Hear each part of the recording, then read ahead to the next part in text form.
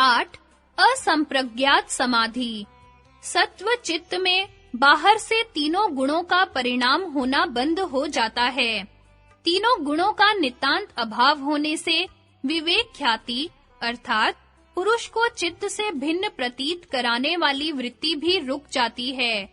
सर्व वृत्तियों के विरुद्ध हो जाने पर चित्त अपने वास्तविक सत्व स्वरूप से पुरुष में अवस्थित रहता है और पुरुष की शुद्ध परमात्मा स्वरूप में अवस्थिति होती है। चित्त में केवल निरोध परिणाम अर्थात संस्कार शेष रहते हैं, जिनके दुर्बल होने पर उसे फिर व्युत्थान दशा में आना होता है। 9. प्रतिप्रसव अर्थात चित्त को बनाने वाले गुणों की अपने कारण में लीन होने की अवस्था। चित्त में निरोध परिणाम अर्थात संस्कार शेष भी निवृत्त हो जाते हैं। चित्त को बनाने वाले गुण पुरुष का भोग अपवर्ग का प्रयोजन पूरा करके अपने कारण में लीन हो जाते हैं और पुरुष शुद्ध कैवल्य परमात्मा स्वरूप में अवस्थित हो जाता है। पुरुषार्थ शून्यानाम गुणानाम प्रतिप्रसवः कैवल्यम स्वरूप प्रतिष्ठा व चिति शक्तिरिति। पुरुषार्थ से शून्य हुए गुणों का अपने कारण में लीन हो जाना कैवल्य है अथवा चिति शक्ति की स्वरूपावस्थिति कैवल्य है। पतंजलि मुनि का परिचय। योग दर्शन के सूत्रकार श्री पतंजलि मुनि की जीवनी का ठीक-ठीक पता नहीं चलता, किंतु यह बात निसंदेह सिद्ध है कि श्री पतंजलि मुनि भगवान कपिल के पश्चात और अन्य चारों दर्शनकारों से बहुत पूर्व हुए हैं। किसी-किसी का मत है कि पाणिनि व्याकरण का महाभाष्य तथा वैद्यक की चरक संहिता, ये दोनों जो अपने-अपने विषय के अद्वितीय ग्रंथ हैं, इन्हीं के रचे हुए हैं। जैसा कि कहा गया है, योगेन चित्तस्य पदेन वाचाम मलम शरीरस्य च वैद्यकेन यो अपाकरोतम प्रवरम मुनीनाम पतंजलिम प्रांजलिर अंतो अस्मि।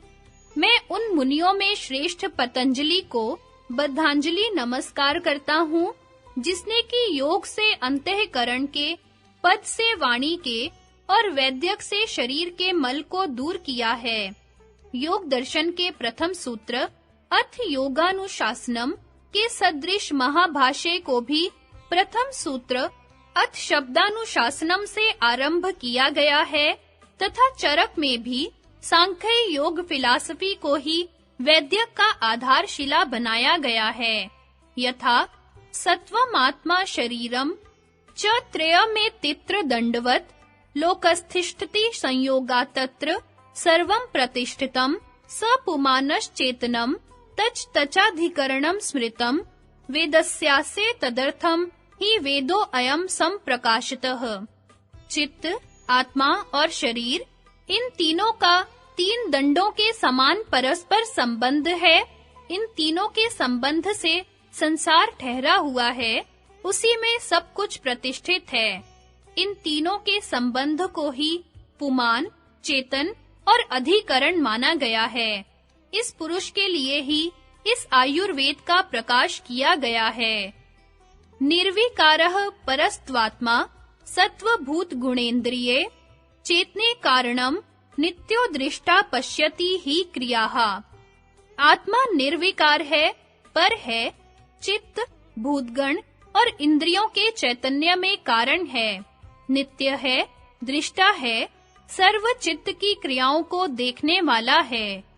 किंतु इन दोनों ग्रंथों के साथ पतंजलि मुनि का नाम केवल इन ग्रंथों की प्रतिष्ठा बढ़ाने के लिए लगाया गया है। अन्यथा दोनों ग्रंथ योग दर्शन की अपेक्षा बहुत पिछले समय के बने हुए हैं।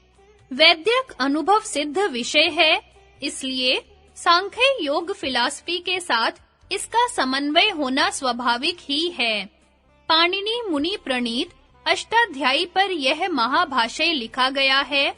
इस कारण अनुशासन का शब्द प्रयोग किया गया है। प्राचीन काल के पतंजलि मुनि का महाभाष्य का रचयिता होना भी एक विचित्र रूप में दिखलाया गया है, जिसके अनुसार पतंजलि मुनि को शेषनाग का अवतार मानकर काशी में एक बावड़ी पर पाणिनि मुनि के समक्ष सर्प रूप में प्रकट होना बतलाया गया है। पाणिनि मुनि घबराकर को भवान के स्थान पर कोर भवान बोलते हैं। सर्प उत्तर देता है, सपो अहम। पाणिनि मुनि पूछते हैं, रेफः कुतो गतः? सर्प उत्तर देता है, तव मुखे। इसके पश्चात सर्प के आदेशानुसार एक चादर की आड़ लगा दी गई। उसके अंदर से शेषनाग पतंजलि मुनि अपने हजारों मुखों से एक साथ सब प्रश्नकर्ताओं को उत्तर देने लगे। इस प्रकार सारा महाभाष्य तैयार हो गया। किंतु सर्प की इस आज्ञा के कि कोई पुरुष चादर उठाकर अंदर न देखे, एक व्यक्ति द्वारा उल्लंघन किए जाने पर शेषनाग की फुंकार से ब्राह्मणों के सारे कागज जल गए। ब्राह्मणों की दुखी अवस्था को देखकर एक यक्ष ने, जो वृक्ष पर बैठा पत्तों पर भाष्य को लिखता जाता था, वे पत्ते उनके पास फेंक दिए। उन पत्तों में से कुछ को बकरी खा गई, इसलिए कुछ स्थानों में महाभाष्य में असंगति सी पाई जाती है। पराशर्य शिलालिभ्याम भिक्षु नट सूत्र्यो। अष्टाध्यायी के उपर्युक्त सूत्र से व्यास जी का पाणिनि मुनि से पूर्व होना सिद्ध होता है। फिर पाणिनि मुनि प्रणीत अष्टाध्यायी पर महाभाष्य करता पतंजलि योग दर्शन के सूत्रकार पतंजलि किस प्रकार हो सकते हैं? यह संभव है कि पतंजलि नाम के कोई अन्य व्यक्ति इन दोनों उच्च कोटि के ग्रंथों के रचयिता हुए हों। योग दर्शन पर भाष्य तथा वृत्ति आदि। योग दर्शन के ऊपर अनेक भाष्य, वृत्तियां और टीकाएं रची गई हैं। उनमें सबसे अधिक प्रामाणिक, प्रसिद्ध और प्राचीन व्यास भाष्य है। व्यास भाष्य स्वयं बहुत ही गूढ़ार्थ है। उसके अर्थों को समझाने के लिए वाचस्पति मिश्र ने, तत्व वैशारदी और विज्ञान भिक्षु ने योग वार्तिक की रचना की है। विज्ञान भिक्षु ने एक अलग पुस्तक योग सार में योग के सिद्धांतों का सारांश उपस्थित किया है। वृत्तियों में राजमार्तंड, जिसका प्रसिद्ध नाम भोजवृत्ति है, अत्यंत लोकप्रिय और प्रामाणिक है। गणेश भट्ट की एक बड़ी वृत्ति योग वार्तिक के आधार पर निर्मित हुई है। योग दर्शन के भाष्यकार व्यास का ठीक-ठीक समय निश्चय करना कठिन है। कई एक विद्वानों का मत है कि ब्रह्म सूत्रकार व्यास ही योग दर्शन के भाष्यकार व्यास हैं। योग दर्शन के प्रथम वार्तिक में विज्ञान भिक्षु ने भी ब्रह्म सूत्रकार बादरायण को ही योग दर्शन का भाष्यकार व्यास बतलाया है। अन्य कई विद्वान ऐसा मानते हैं कि योग दर्शन के भाष्यकार व्यास ब्रह्म सूत्रकार व्यास से भिन्न है और बहुत पूर्व समय में हुए हैं।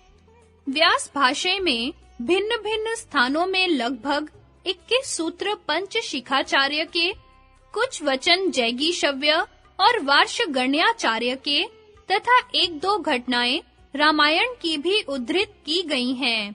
इससे सिद्ध होता है कि सांख्य के प्राचीन ग्रंथ पंच शिखाचार्य के सूत्र और वार्षगण्याचार्य प्रणीत षष्ठी तंत्र, जो इस समय लुप्त है, तथा वाल्मीकीय रामायण व्यास भाष्य के समय विद्यमान थे। श्रीमद् भगवत गीता और महाभारत आदि ग्रंथ तथा ब्रह्म सूत्र उसके पश्चात बनाए गए हैं।